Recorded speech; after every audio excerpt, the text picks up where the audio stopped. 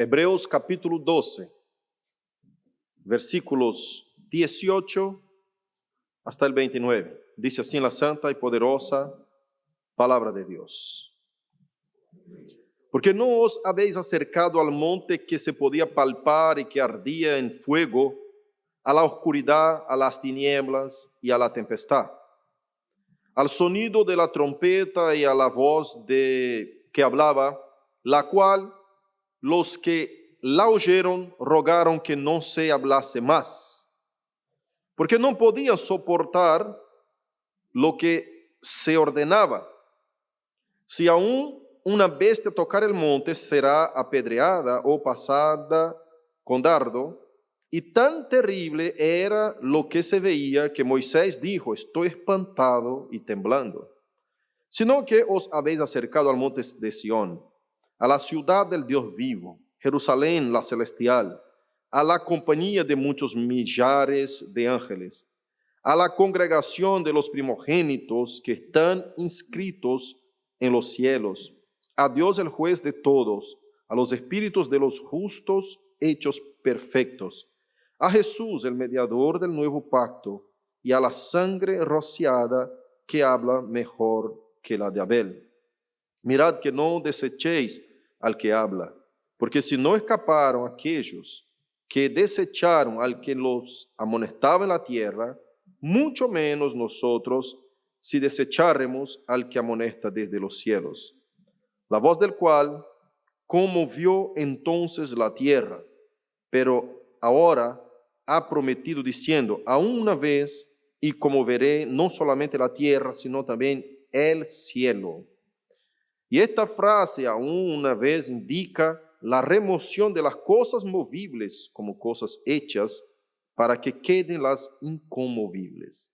Así que recibiendo nosotros un reino inconmovible, tengamos gratitud y mediante ella sirvamos a Dios y agradándole con temor y reverencia, porque nuestro Dios es fuego consumidor.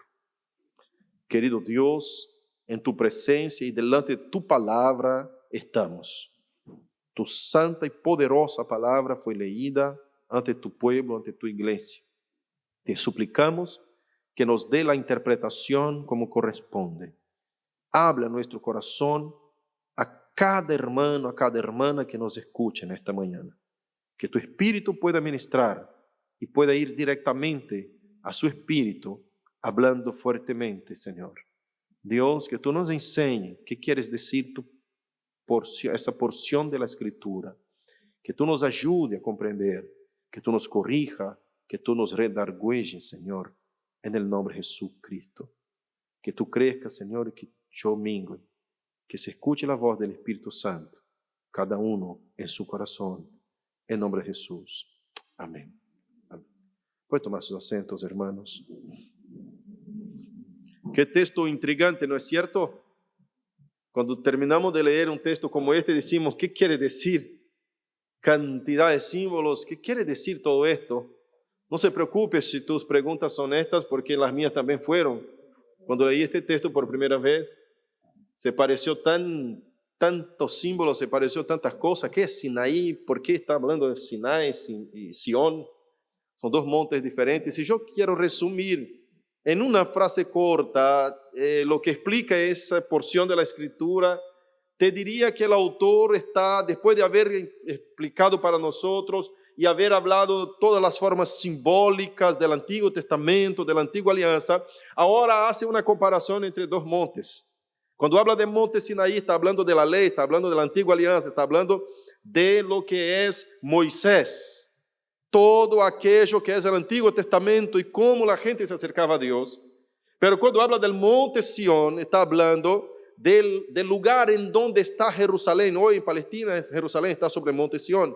Pero él empieza a hablar de la ciudad que es el destino final del justo, el destino. Entonces Sión ya no está hablando más de Moisés, porque él en versículo 18 dice: y no estoy hablando de lo que es terrenal, sino de la celestial, de la Sión celestial, lugar de la ciudad de Dios, lugar del destino del pueblo elegido. Entonces él hace un contraste entre la antigua alianza y el nuevo pacto, entre Moisés y Jesús, entre lo que es la ley y entre lo que es la gracia. En un resumen corto, nosotros podemos mirar hacia ese texto con tantos símbolos, hablando de las cosas que pasaron en el Sinaí y las cosas que pasan en Sión, y hace un contraste, un contrapeso, diciendo: ustedes no están en el Sinaí, ustedes, iglesia de Hebreos, no están allá en donde se puede tocar un monte físico. Ustedes no tienen que cumplir con todas las obligaciones aquellas. Y escuchen una cosa: aquellas personas que estaban ahí, que podían tocar el monte, fueron redarguidas, fueron corrigidas, fueron amonestadas por aquel instrumento que Dios usaba, los hombres, es decir, Moisés, Aarón, todo el sistema levítico, los sacerdotes, y aquel que desobedecía a Dios era echado del pueblo, era asesinado, era muerto. Ahora imaginen que ustedes están en el monte Sión. Si en aquel tiempo la gente que tenía poca revelación, poco conocimiento, que hablaba de cosas tocables, visibles, físicas, eran redarguidas, eran corregidas con cierta disciplina, entonces imaginen ustedes que están en el monte, que es invisible, que es intocable.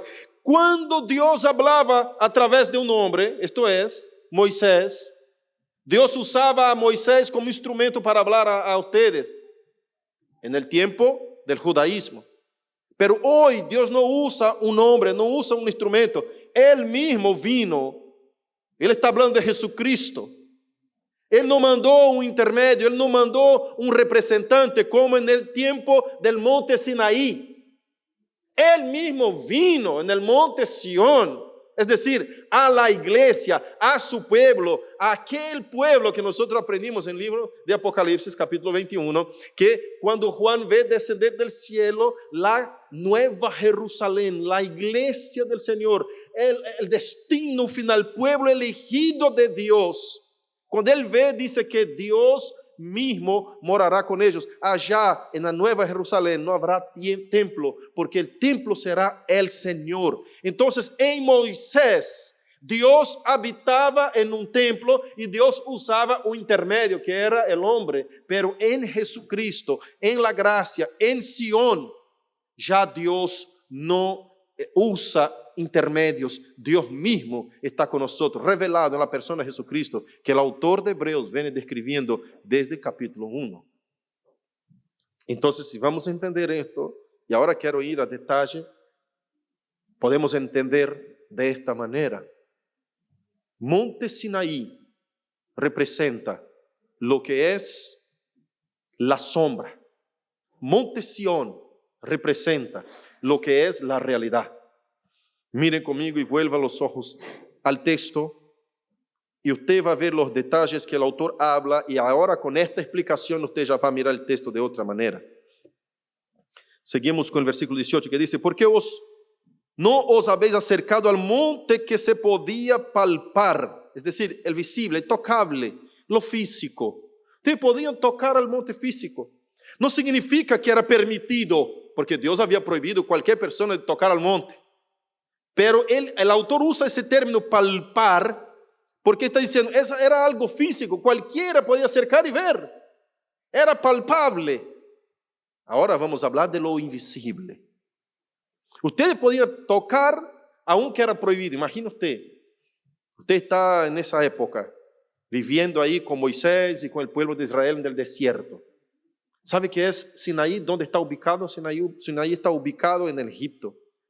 Es la divisa entre Egipto y la tierra de descanso del pueblo de Dios.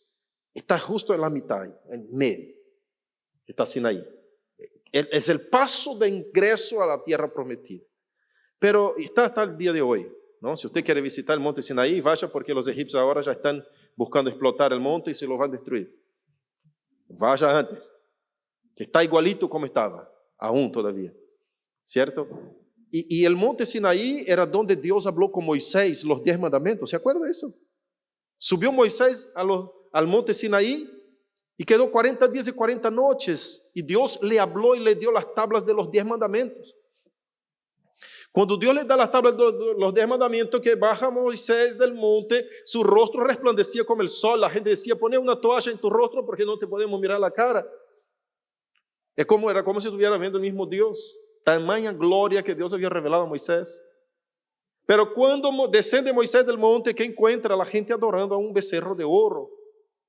Entonces, para que usted te ubique, Sinaí es el lugar en donde Dios se revela a Moisés y usa a Moisés como boca, como instrumento para hablar sus leyes y su voluntad al pueblo de Israel que estaba pecando en contra de Dios.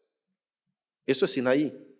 Y la gente tenía que obedecer a los 10 mandamientos, la ley de Dios.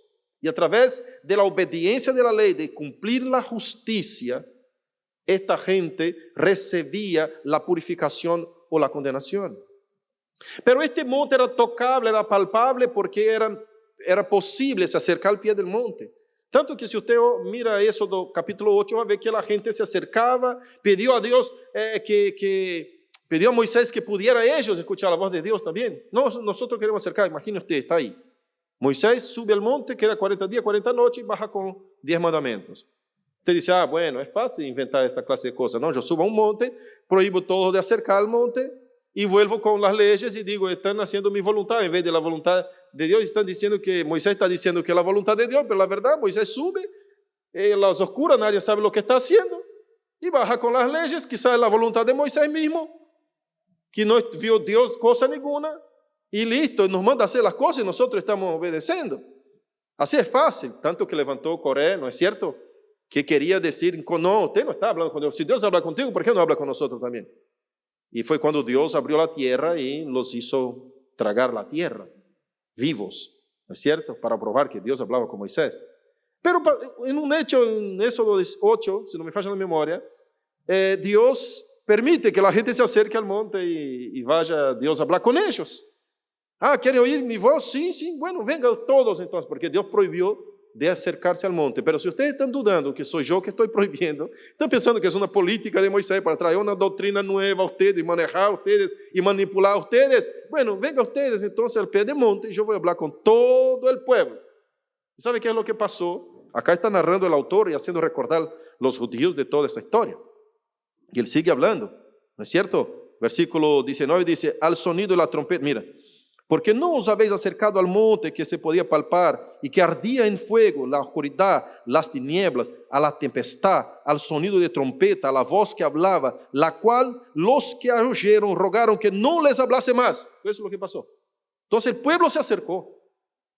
Bueno, ¿no creen que Dios me habla? No. Entonces se acerca al monte. Dios dice que va a hablar con ustedes el día de hoy.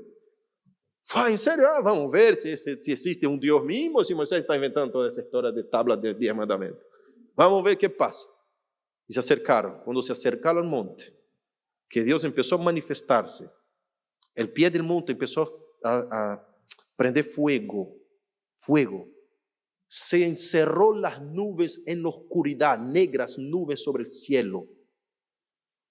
Relámpagos y truenos empezaron, como el día que se va a llover. Pero dice el texto de Éxodo, Deuteronomio, si usted quiere mirar, después mire, que Deuteronomio 9, Deuteronomio, desde capítulo 1, vaya mirando, que Moisés va repitiendo la historia. Tan densas eran las tinieblas en estas nubes que era posible palparlas. Tan densa la oscuridad. Tremenda fue la presencia de Dios. Y los más estudiosos de estos puntos dicen que esto representa la ira de Dios siendo manifestada ahí, una porción de lo que Dios estaba airado con el pueblo por su pecado de incredulidad.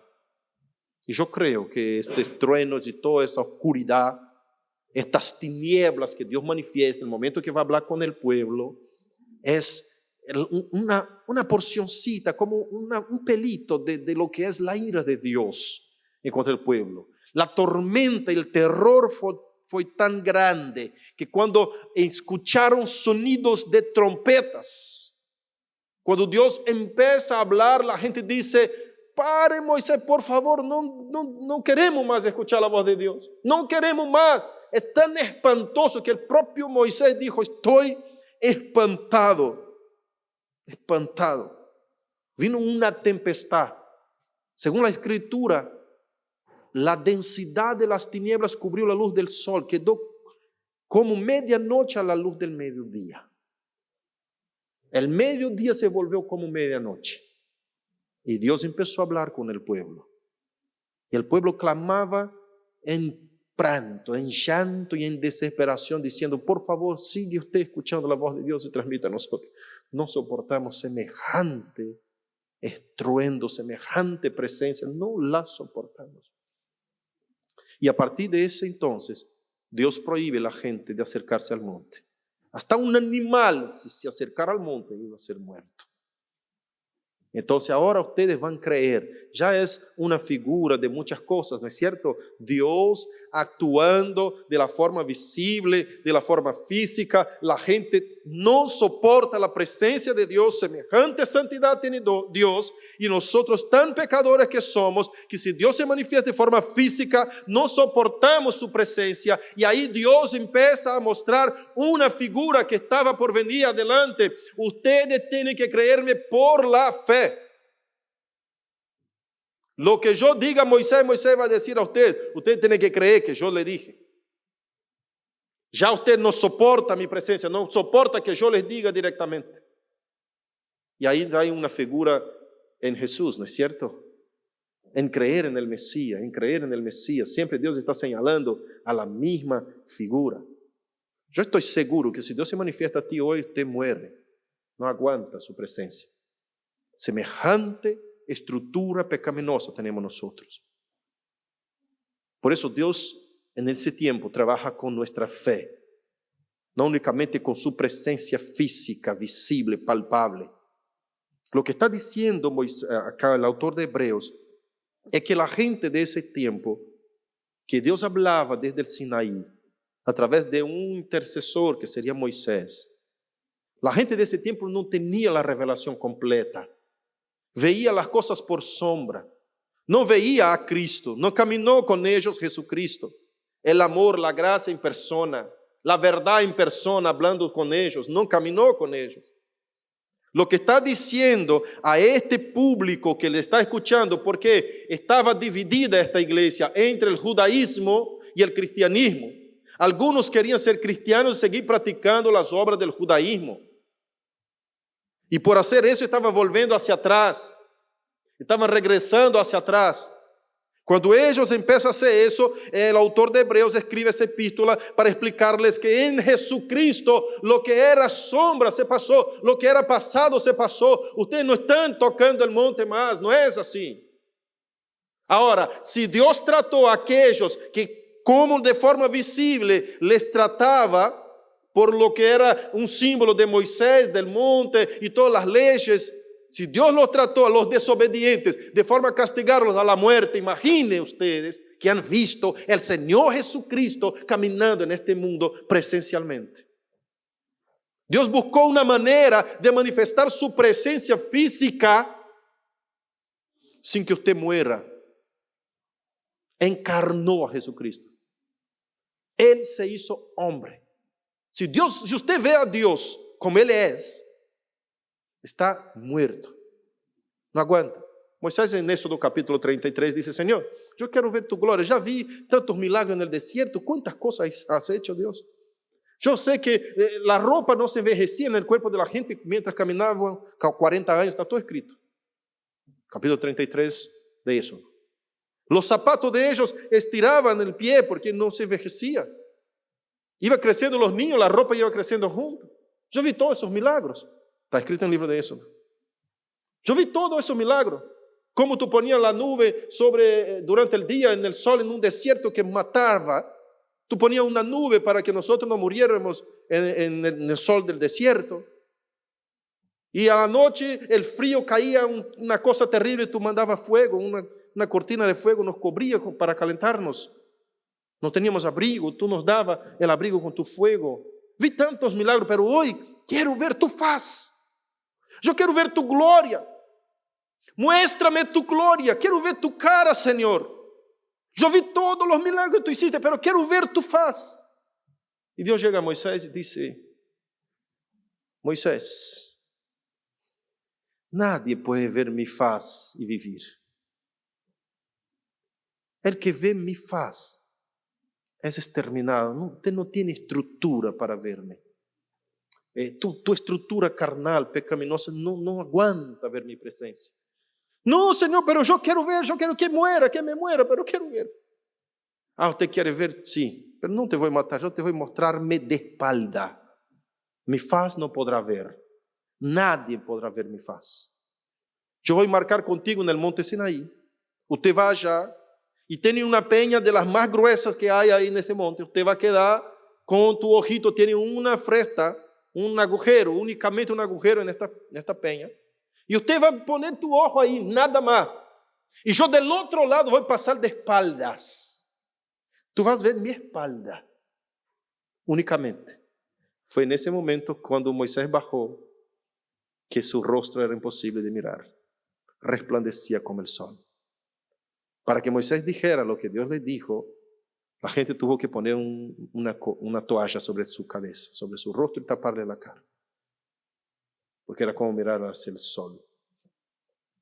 Dios dice, mi gloria no puede ser vista así, con los ojos humanos, de forma palpable totalmente. Pero mira qué contraste precioso cuando llega en Cristo, cuando llega en el nuevo pacto, cuando llega en el Nuevo Testamento, en la nueva alianza. Dios revela su propia gloria de una manera que nosotros podemos ver, podemos tocar, podemos abrazar, podemos caminar con Él. A través de Jesús, el plan de Dios para que la gente pudiera sentir Dios mismo caminando con ellos fue encarnar a Jesucristo.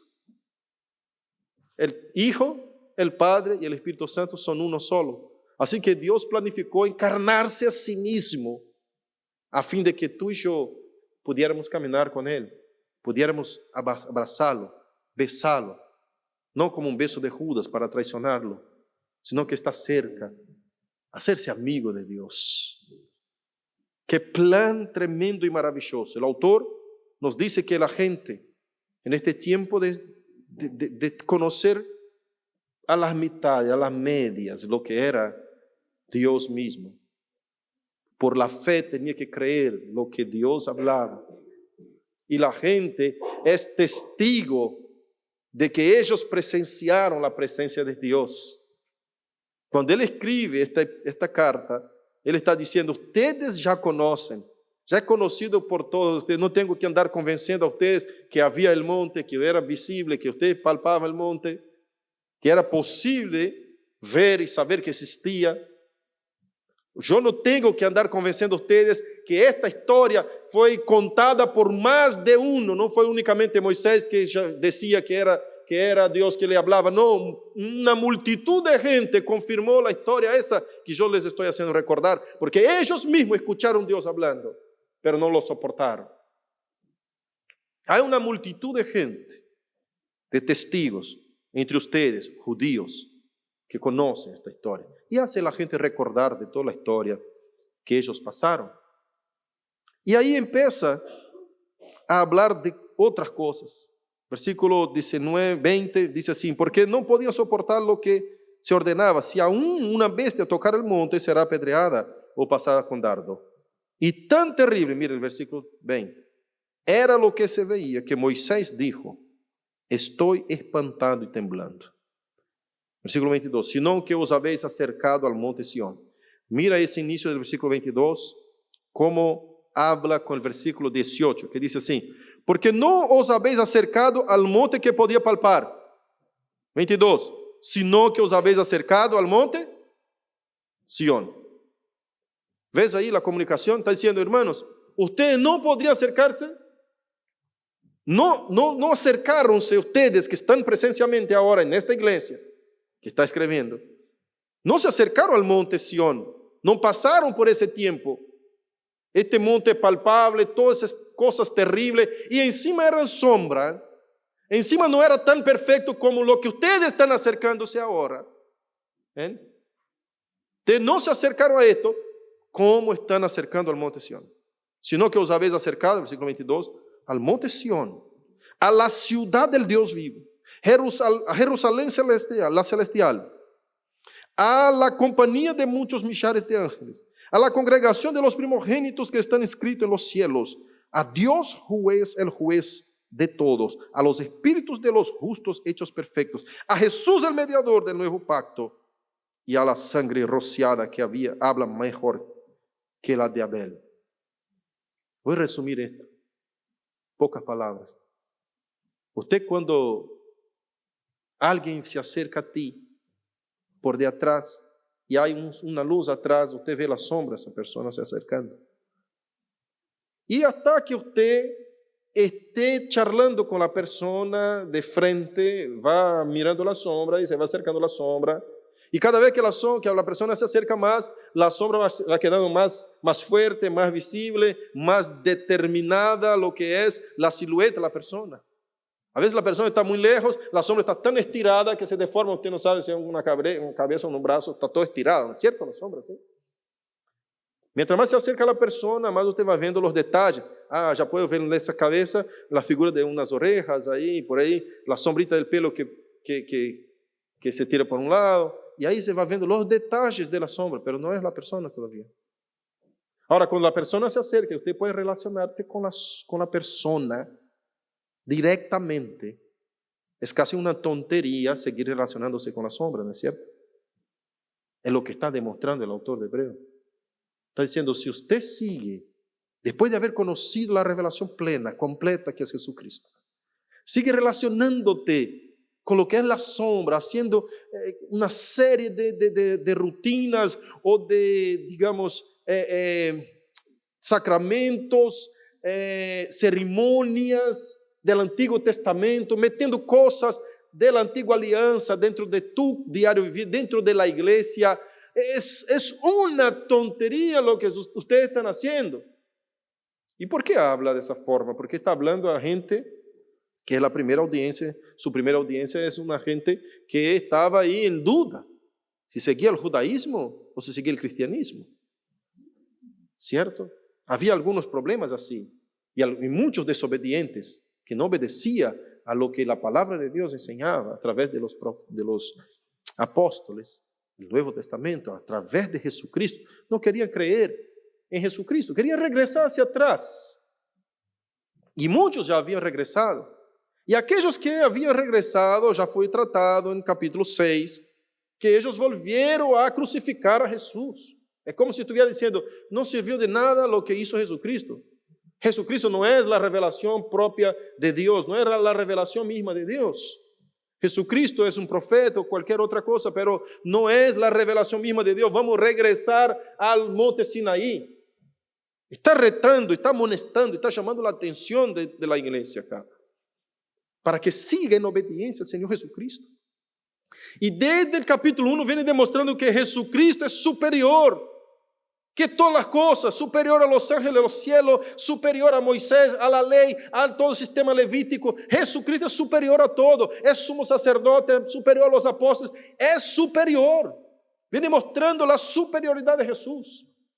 Cuando usted está hablando con la persona cara a cara, es una insanidad que usted mire hacia el piso y sigue mirando y hablando con la sombra, la persona estando frente tuya.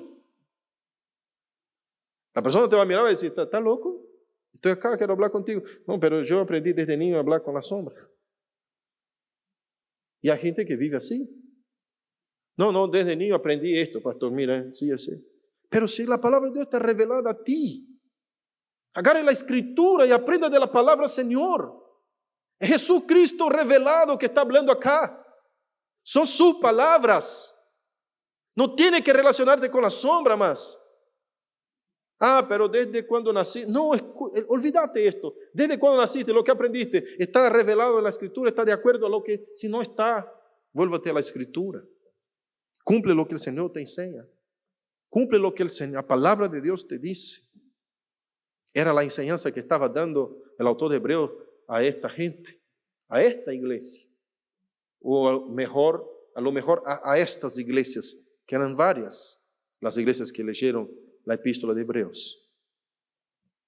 Entonces estaba diciendo, versículo 22, ustedes se han acercado al monte Sión. ¿Qué es el monte Sión? ¿Qué figura es esa? el lugar en donde está la ciudad del Dios vivo. No la Jerusalén física, sino la Jerusalén celestial.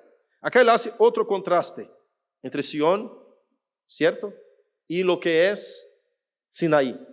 Porque Sinaí está hablando de las cosas físicas. Y acá, cuando llega en Sión, está hablando no de la ciudad física, sino de la Jerusalén celestial. A la compañía de muchos millares de ángeles. Mira qué cosa maravillosa. A la congregación de los primogénitos que están inscritos en los cielos. ¿Quién son estos primogénitos y estos espíritus de los santos que va a decir ahorita? De los justos. En los cielos, a Dios el juez de todos, a los espíritus de los justos hechos perfectos. Por ahí algunos de ustedes ya anduvieron aprendiendo desde su nacimiento, por ahí en la iglesia católica, que se comunica con los santos a través de sus espíritus, ¿no es cierto? Y muchos sacan de ese texto que está mal interpretado. Este espíritu de los santos y estos primogénitos que están escritos en los cielos es aquella lista que él nos dio en Romanos, en capítulo 11. Capítulo 11 nos dijo todos los hombres de Dios, mujeres de Dios, que por fe entregaron sus vidas, otros alcanzaron victoria a través de la fe. Son la multitud de testigos que tenemos para decir que vale la pena vivir por la fe. Entonces, cuando usted vive en Cristo, usted se asuma a estos primogénitos, usted se asuma a estos justos, a los espíritus de ellos que también están en la presencia de Dios. Tú te asuma a ellos. No está diciendo que usted a partir de entonces va a hablar con los espíritus. No tiene nada que ver, está fuera de contexto.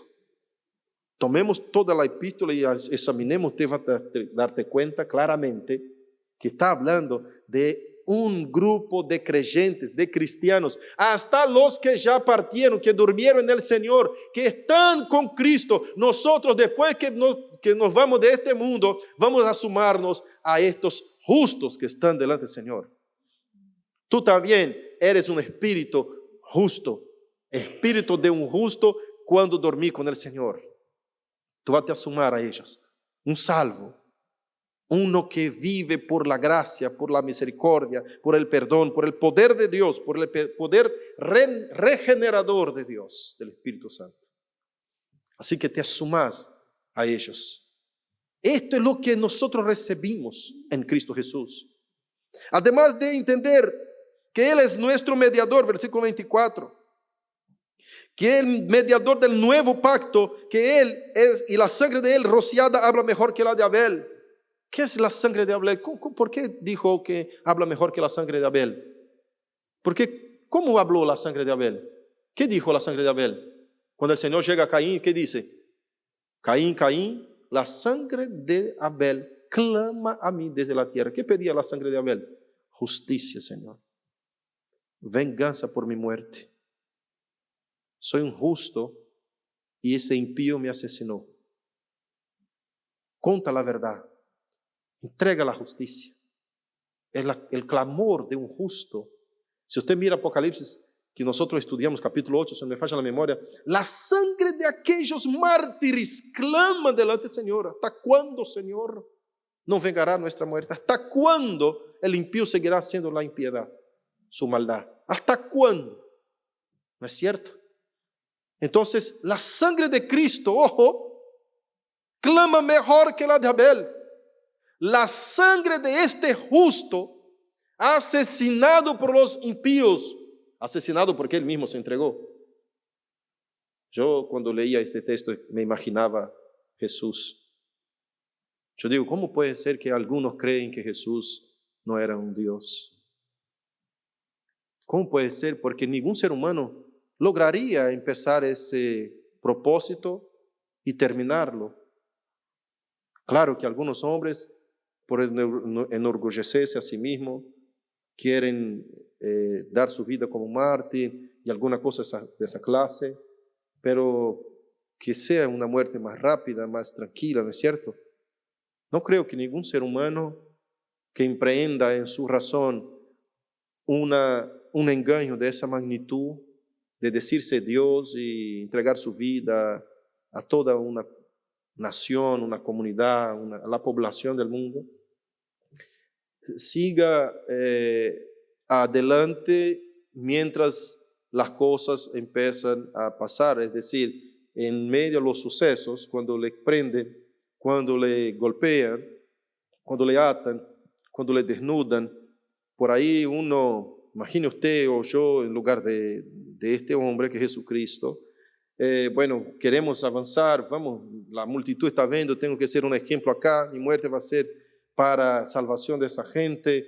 Imagine un ser humano normal, que no tenga la magnitud y la grandeza de ser un Dios como Jesucristo. Imagine usted así, como si fuera una película, usted caminando ahí, o un otro hombre, en la mitad del camino, ¿será que no desistía? Decía, para que ya está, ya no aguanto más.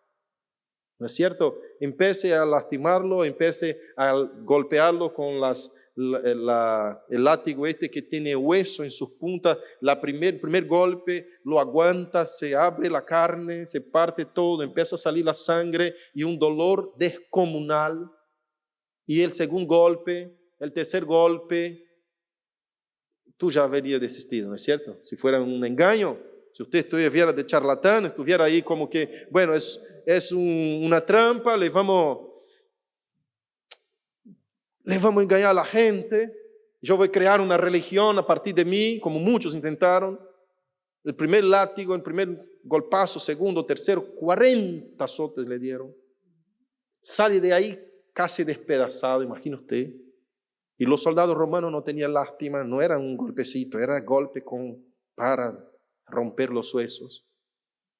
Al terminar esto, era como Jesús decía, ya está, listo. Ahora me van a dar un balazo en la cabeza y listo, ya está, ahí creo mi religión.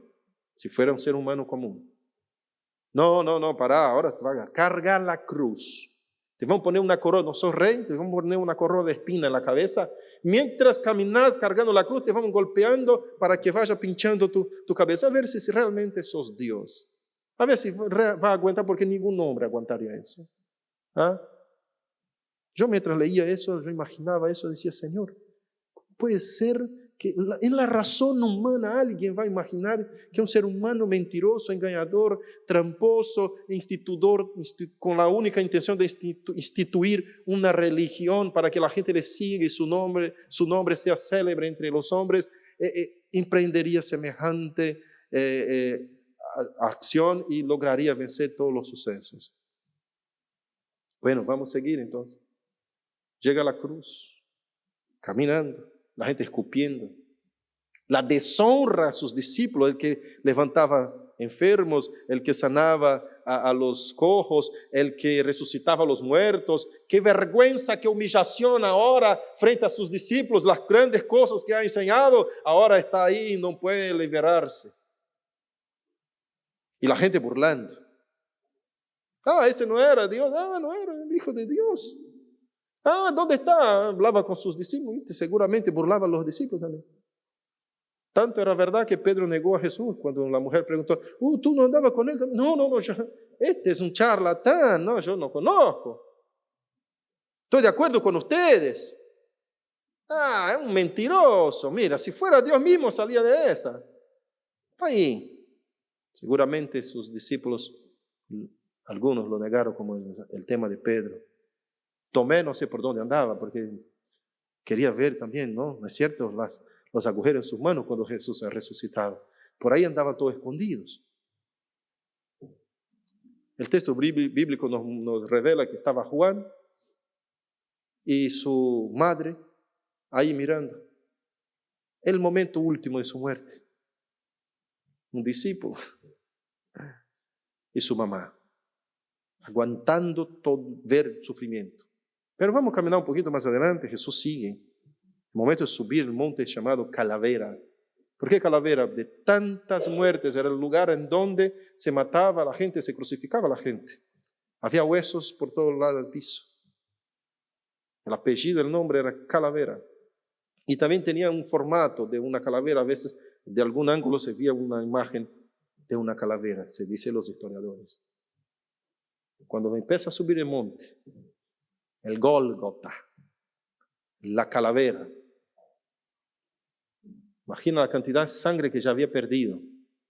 la debilidad que tenía en su cuerpo, llevando una cruz pesada, sube a la cruz, le sube a la cruz y pone el primer clavo.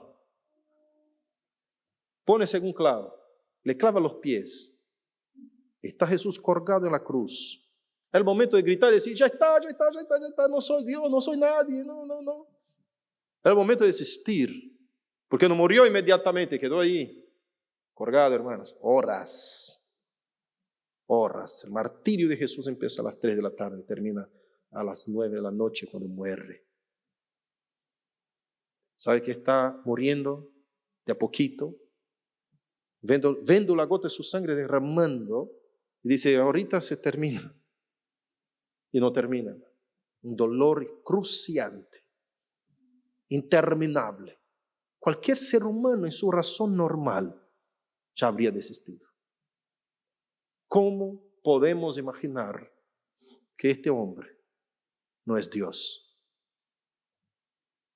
Alguna persona me dijo, no, pero existió Jesús, pero no fue de esa forma. No hacía milagros. Jesús fue un profeta nomás, pero no existió nada de eso. Yo digo, mi contestación para esas personas que dudan hasta de la historia es así: aunque usted no crea que Él es Dios, si yo fuera por tu cabeza no creyendo que Él era Dios, por la respuesta de sabiduría que Él dio a todas las preguntas que le hicieron, por los sacrificios que Él dio, por lo renegar a sí mismo, yo con toda mi alma y mi fuerza serviría a este hombre que tú dices que no es Dios. Porque no existe ningún otro hombre en el mundo digno de mi servidumbre como este. Yo le admiraría como hombre, le serviría como hombre, sería su esclavo, sería su siervo, sería su discípulo. Aún si fuera un hombre, le digo yo. El tipo se calla, no tiene más argumento. Porque ya que usted no cree como yo creo, que Él es Dios, entonces a este hombre que tú dices que existió, yo soy su discípulo, su siervo, yo soy su discípulo. Ahora apunta para mí otro hombre como Él. ¿Por qué usted sirve a otro? ¿A quién usted está siguiendo? ¿A los filósofos? ¿A qué cabeza? ¿Quién es el comandante de todo el inicio de la filosofía? ¿En dónde está tu servidumbre? No hay cómo contestar eso. Pero yo creo que Jesucristo nos lleva al monte Sión, al mundo de lo invisible, mayor que lo visible, porque a través de lo visible, Él sirvió a nosotros yendo a la muerte, y de la muerte que es invisible, saca las llaves del infierno, nos libera de nuestra cautividad, nos da la liberación espiritual del pecado, de la cual todo hombre es esclavo hasta que conozca a Jesucristo.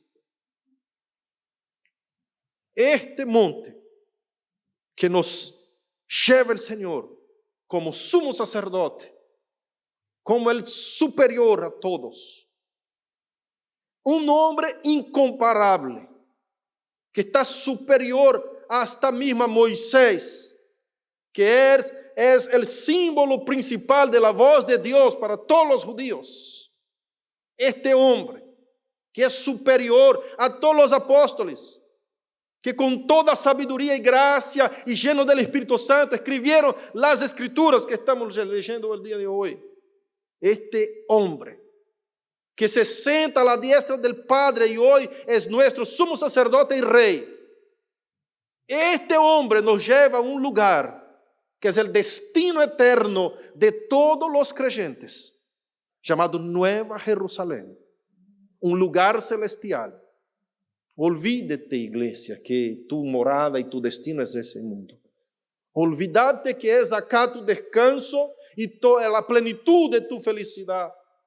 Obviamente que Dios te da gozo mientras caminas hacia tu destino, pero tus ojos, tu mirada tienen que estar en lo eterno, en el monte Sión y no en el Sinaí. Si no, usted va a vivir por la legalidad, va a vivir bajo la ley, intentando servir a una ley que te hace esclavo de ti mismo y no podés nunca lograr llegar a la gracia de Dios. Es con ese sentido que el autor está diciendo, del versículo 25 adelante, una amonestación fuerte, declarando que nosotros no debemos aferrarnos a las cosas visibles, a las cosas terrenales y sermos desobedientes a Dios en lo que toca, en lo tocante a la fe. Mirad, versículo 25, que no desechéis al que habla, porque si no escaparon aquellos que desecharon al que los amonestaba en la tierra, mucho menos nosotros si desecháramos al que no amonesta desde los cielos. ¿Puede entender ese texto ahora? ¿Quedó clarito? ¿No es cierto? Aquellos, hablando de la antigua alianza, que desobedecieron allá en el desierto, Dios los exterminó. Que desobedecieron a aquel que los comandaba de forma física, visible, natural. Imaginen nosotros.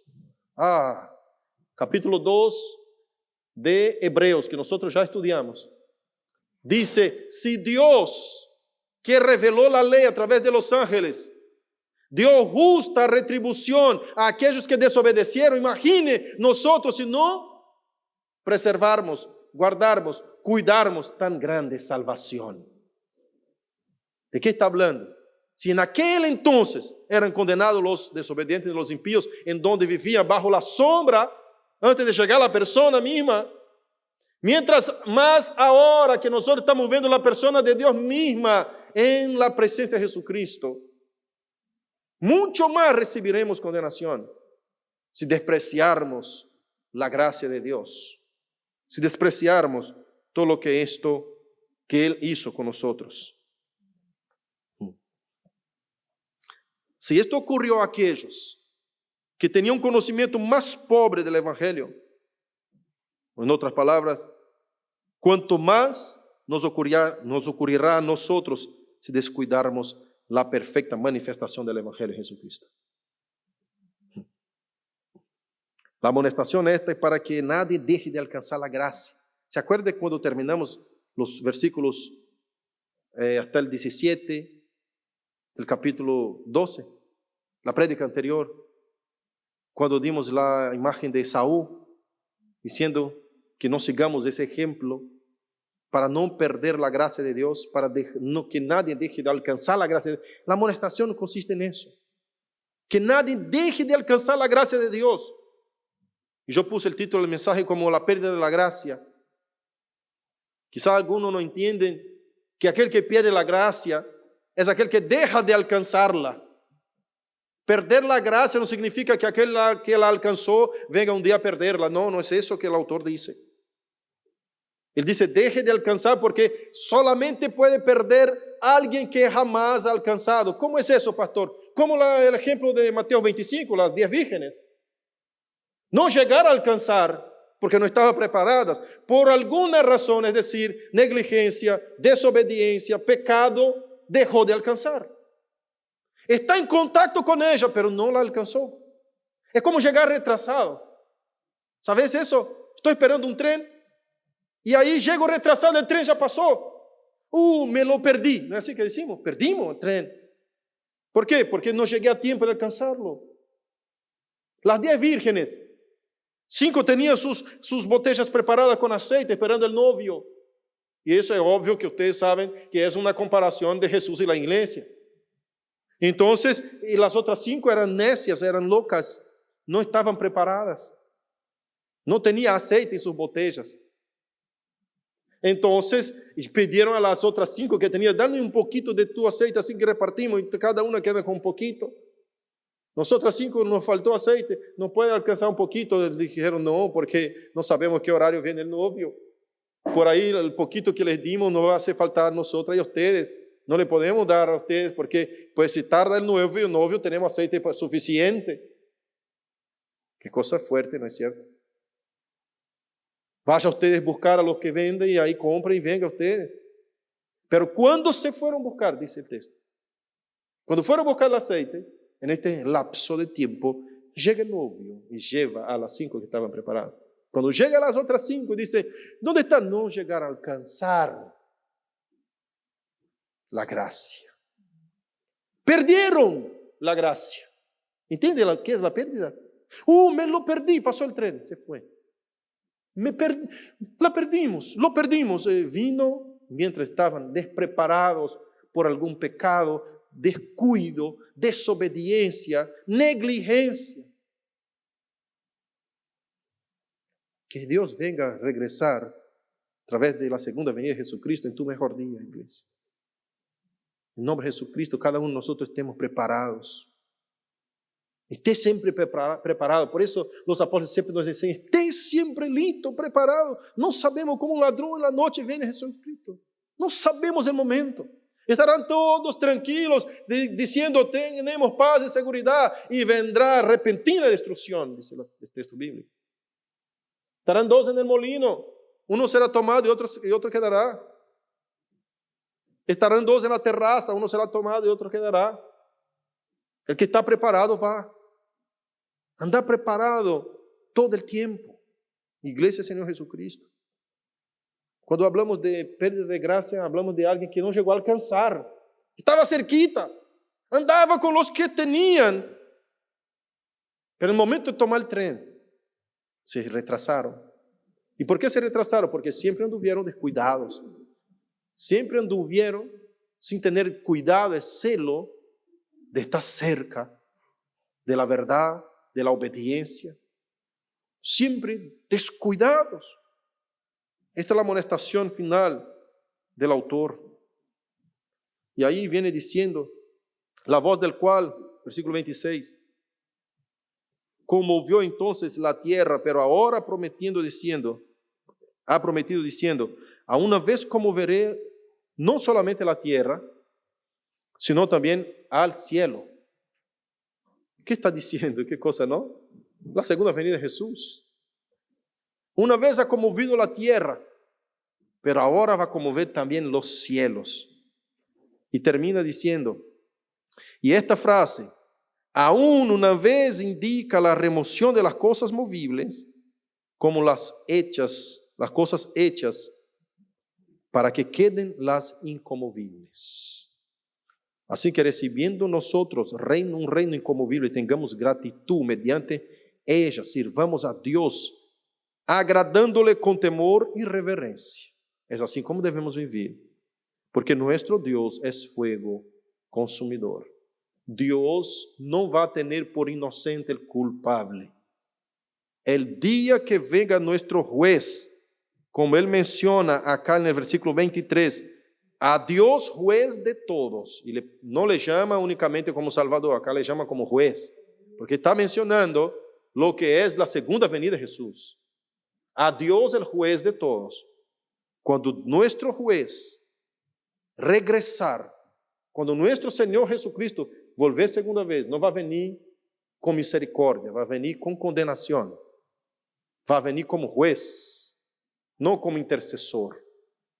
En ese tiempo el Espíritu Santo será retirado a la tierra.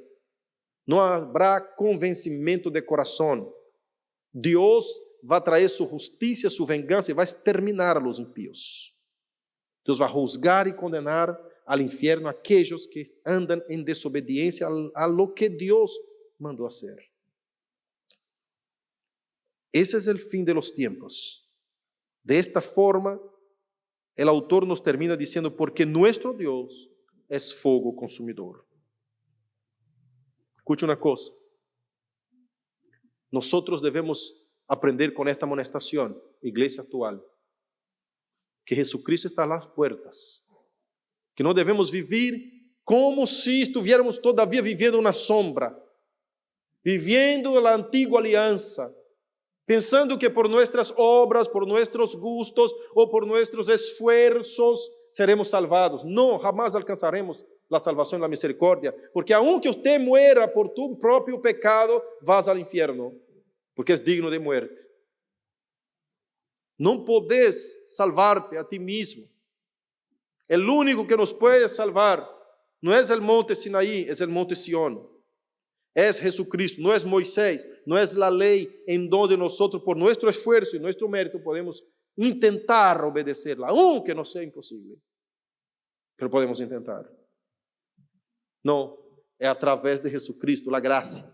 ¿Qué debo hacer, pastor, para ser salvado? Únicamente creer en Jesucristo como tu Señor y tu Salvador, como el único Dios que ha descendido del cielo y muerto por tus culpas y mis culpas.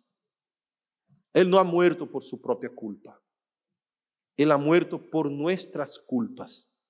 Ahora, si usted ya se justifica a ti mismo, si a ti te parece que sos santo, que no hace daño a nadie, que no hace mal a nadie. Ayer estuve predicando acá en la evangelización diciendo, si usted ha mentido alguna vez en tu vida, está haciendo daño a otro.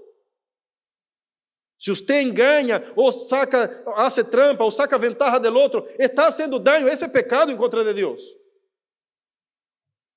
Es un pecado grave delante del Señor. Está pecando en contra de tu Dios. En el día del juicio, si usted no se encuentra justificado por Jesucristo, no hay nadie que usted pueda hacer que te va a limpiar de este pecado. Porque aún tu vida misma es digna de muerte y condenación. No la puede dar para salvarte. Solo Jesucristo puede salvarte a ti. Entonces, ¿qué tengo que hacer? Creer que Jesucristo es el Hijo de Dios, el único que puede salvar mi vida y mi alma de la condenación eterna en el día de tu muerte. De eso se trata el Evangelio. El Evangelio no es únicamente una vida buena, obediente, feliz acá en la tierra. No, eso es consecuencia del Evangelio. El propósito del Evangelio es salvar tu alma de la condenación eterna después de tu muerte. El Evangelio trátase de salvación eterna. Jesús no vino a morir en una cruz, sufrir todo lo que yo he descrito en esta mañana. No vino a sufrir toda una muerte de cruz, derramando toda su sangre para que tú tengas un auto mejor, una casa mejor, que estés contento en tu trabajo. No, no. Él vino para salvarte tu vida de la muerte eterna. Ese es el propósito del Evangelio. Ahora, pastor, ¿Dios no nos bendice también? Sí, bendice. Pero nunca busque a Dios con ese enfoque. La palabra de Dios dice en San Mateo, buscar en primer lugar el reino de Dios y su justicia. Y las demás cosas vendrán por añadidura. Va a venir la bendición, va a venir una casa nueva, va a venir, sea fiel al Señor, va a venir las bendiciones. Es como automático, no tengo que andar buscando. Jesús dijo, ¿por qué se preocupéis demasiado con lo que va a comer, con lo que va a vestir? Andá a ser obediente, a hacer mi voluntad, nada más. El papá que está en el cielo sabe todas las cosas que usted necesita. No da los pardales a los pájaros a todo lo que tiene que comer. ¿No viste los lirios de los campos mejor que Salomón y toda su riqueza? ¿Qué anda preocupado? Eso está diciendo. ¿No es cierto?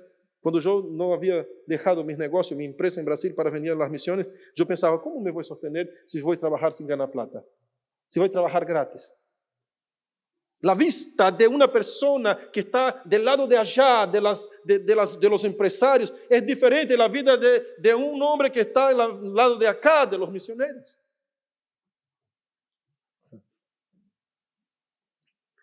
Yo, si necesitase una computadora, llamaba a una empresa, un cliente mío, y decía, tráeme una computadora, y esperaba en mi oficina y llegaba la computadora que yo quisiera. Llamaba para traer un iPhone, un iPad, traía en mi oficina. Yo digo, yo perdí la autonomía financiera de la vida de empresario para vivir en la autonomía de obediencia en la vida de un misionero. Hoy Dios me da todo lo que necesito. La cosa es que el tema es que nosotros no hay fondo para llenar el deseo humano. Nosotros queremos más y más y más. ¿No es cierto? Si Dios te da un avión, usted quiere un helicóptero. Si te da un helicóptero, usted quiere, no sé, un jet. No, este anda a 5,000 millas por hora. Tengo que tener este. ¿No es cierto? No hay. Salomón llegó a esa conclusión cuando Dios le dio toda la riqueza al hombre más rico del mundo. Llegó a tener 1,000 mujeres.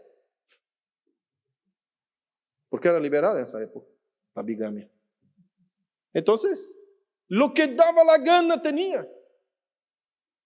Los reinos de otros países venían a buscar para aprender de la sabiduría y mirar la grandeza de Salomón. ¿Sabe lo que dijo la reina de Sabá? Dijo, che, no me contaron ni la mitad de la riqueza que tenía. Yo de escuchar ya me asusté. Ahora veo lo que es. Es el doble lo que me contaron que tiene. De riqueza. El hombre cuanto más tiene, más quiere. No hay límites para el deseo humano. Salomón escribe en Proverbios diciendo, no hay límites. El deseo humano va a entrar en pecado contra Dios. No hay límites. Por más que Dios te dé. Y por eso no es con bendiciones materiales que Dios te conquista. Ojo. Hay gente que viene a la iglesia diciendo, no, yo quiero una bendición. Olvídate. Dios te va a dar todas las bendiciones del mundo que usted quiera y usted no te va a convertir al Señor. No es por eso que usted te convierte. La única cosa que convierte el corazón del hombre es el poder de esta palabra. Este evangelio me convierte. Yo necesito que Dios me bendiga y Dios me dé una sanidad, una sanación, una liberación de no sé qué, y que sane mi hijo, y que... No, olvidad. Hay gente que llega a la iglesia, pastor, cuando Dios sana a mi hijo, ahí sí, yo prometo que vengo a quedar firme con el Señor. Yo digo en la cara, mentiroso. Con todo amor te digo, sos un mentiroso. Ah, pastor, ¿por qué? Porque me conozco a mí, así que tú eres humano como yo. Si yo hago esa clase de promesa a Dios, voy a fallar. Como he fallado ya algunas veces, y usted también va a fallar, porque sos humano como yo. Después que Dios te dé, usted te va a olvidar. Usted te va a lembrar, te va a acordar eso 2 semanitas, 3, quizás un mes. Y después que pasa, cae en el olvidamiento. Y el Señor te hace recordar, te da una señal y usted ni se da cuenta, ni notas que Dios está queriendo hablarte, diciendo, mira, te sané el hijo, me comprometiste que venía, y tú se hace de tonto, de sonso, y ni como si no escuchara. No es de esa forma que somos liberados por Dios y alcanzamos la gloria de Dios. No es así. Quien busca milagros, quien busca bendiciones, son los incrédulos. Dios quiere creyentes. Él busca corazones que crean en su palabra y a partir de eso son transformados para siempre. A partir de una transformación pura, verdadera del corazón, ahí nuestra vida cambia totalmente. Ahí ya somos nosotros testigos de Dios en este mundo. Ahí somos nosotros la Sion celestial que revela al mundo el Señor Jesucristo. La amonestación de ese texto y la aplicación para nuestras vidas es esta. Que siempre tengamos firme la convicción de que solo a través de nuestro sumo sacerdote rey, que está hoy sentado a la diestra del Padre, es que podemos alcanzar la gracia, la misericordia, el perdón, la salvación eterna. Que Dios nos ayude. Que Dios pueda hablar a su corazón y transformarte. Yo sé que no puedo llegar. No tengo poder para llegar a tu corazón. Yo llego a tus oídos. Y quizás no queda tanto tiempo no quedo tanto tiempo en tus oídos. Entro y quizás en 5 segundos ya salí por el otro. ¿No es cierto? Se olvida totalmente las palabras del pastor. Pero no quiero que sigan oyendo mi palabra. Por eso en el inicio de la predicación siempre digo que la gente oiga tu voz, Señor, que yo me calle. Porque quiero que siga escuchando la voz del Espíritu Santo que habla a través de esta palabra desde cuando yo sea fiel a la exposición. Siempre y cuando yo sea fiel a la exposición, quiero que usted siga escuchando en tu casa, cuando va a acostar, cuando pase la semana, un día, otro día, el Espíritu Santo incomodando tu corazón con estas palabras que ha dejado para nosotros. Incomodando. Como me pasó a mí. Yo no podía dormir, no podía acostar. El Señor me hablaba en mi oído, en mi corazón todo el tiempo. Yo no podía dejar de escucharlo. No podía dejar de escucharlo. Si te pasa eso, Dios te está llamando. No sea terco. No sea desobediente. No sea una persona de aquellos descuidados de tu salvación. Como dice Hebreos 2. No descuiden una salvación tan grande. Si estás escuchando la voz de Dios latiendo en tu corazón. Como dice Hebreos 3:15. Si hoy escuchas la voz del Espíritu Santo, no endurezcáis tu corazón. No endurezcáis tu corazón. Si el Espíritu de Dios te habla, ríndate a Él. Ríndate a Él. Solo Él puede cambiarte, transformarte. Yo no llego a tu corazón, el Espíritu Santo sí. Él llega a tu corazón. Él es el único que te puede transformar para siempre. Nunca más mi vida fue igual. El día de mañana, tú puedes ser predicador del Evangelio. Pastor Wilton tiene tiempo determinado en la tierra, ¿no es cierto? Todos nosotros, cuando vimos a los niños de la iglesia, vemos la esperanza de la iglesia. Los jóvenes, los adolescentes. Decimos, esos serán los predicadores del día de mañana. Que Dios los use.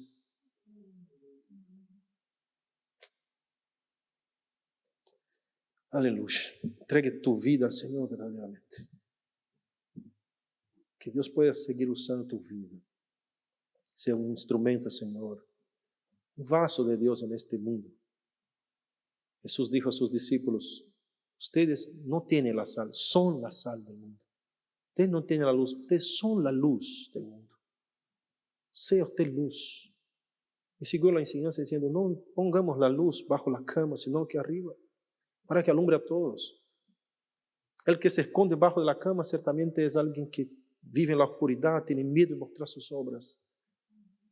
El creyente no. Sus obras son para ser vistas, para ser ejemplo para otros. Su vida es una carta abierta para ser ejemplo para otros, para ayudar a otros a seguir, a vivir, a luchar, a vencer. Que Dios te bendiga en nombre de Jesús. Cierre tus ojos, vamos a hacer una oración. Señor Dios, te agradecemos por tu misericordia y amor. Perdone nuestros muchos pecados, Señor. Habla el corazón de tu pueblo y de tu iglesia. Ministra sobre ellos, Señor, tu poderosa palabra. Que tú puedas aplicar esta palabra, Señor, en sus vidas y que ellos sean transformados por tu poder. Ministra, Señor, en sus corazones, en nombre de Jesús. Yo te imploro y te suplico, Señor. Amén.